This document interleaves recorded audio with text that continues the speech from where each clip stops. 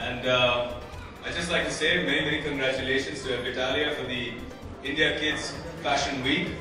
And what I love about my friend Kirti Rathore is that she's a designer with a golden heart.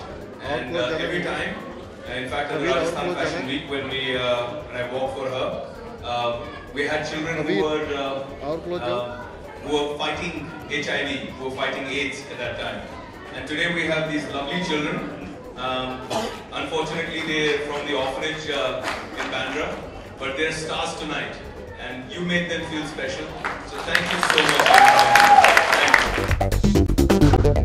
मित्र हैं, ये मेरी दोस्त हैं Kirti Rathore, and she's a very talented designer from Jaipur. And हम पहले भी Rajasthan fashion week में जब इन्होंने मुझे इनवाइट किया था वॉक करने के लिए, मैंने कहा कीर्ति मैं आ जाऊंगा, लेकिन कोई अच्छे कॉज में जिसमें आप बिलीव करती हैं, अगर उसके साथ जोड़ देते हैं तो I would be much more happier. और तब कीर्ति ने मुझे दिखाया कि she has a golden heart, because she called little children, छोटे बच्चे जो HIV पीड़ित हैं और HIV सेंटर में रहते थे, स्पेशल किड्स, एंड उनको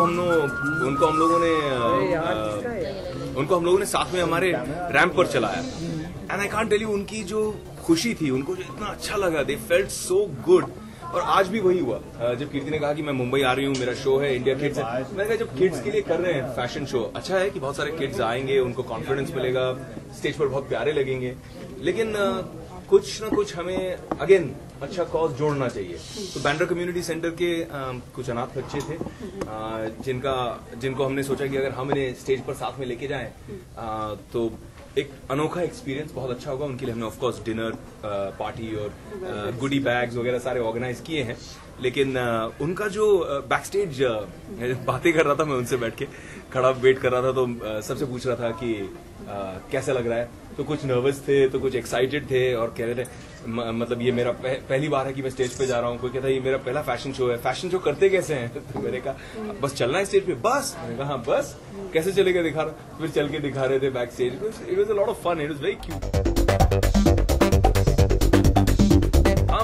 बहुत मजा आया बच्चों को. और जैसे मैं कह रहा था, पीछे खड़े के हम लोग नोक झोंक कर रहे थे, वो पूछ रहे थे कि भैया आपने वो आप तो काल हो, तो काल की तरह उड़ के दिखाओ. तो मैं कह रहा था अभी यहाँ पे बैटरी डाउन है, अभी उड़ नहीं पाऊंगा. और मस्ती कर रहे थे, मैं तुम्हें उड़ा सकता हूँ मैं 2 उंगलियों के साथ में. तो एकदम देख रहे थे कि ये सच बोल रहे हैं कि झूठ कर रहे हैं, मस्ती कर रहे हैं. तो वो सारी बातें हो रही थी. एंड मुझे लगा कि जब इन बच्चों को हम एक मंच देते हैं और इनको एक ऐसा अनोखा अनुभव देते हैं, तो एक यादगार दिन हमारी तरफ से उन्हें भेंट मिलता है.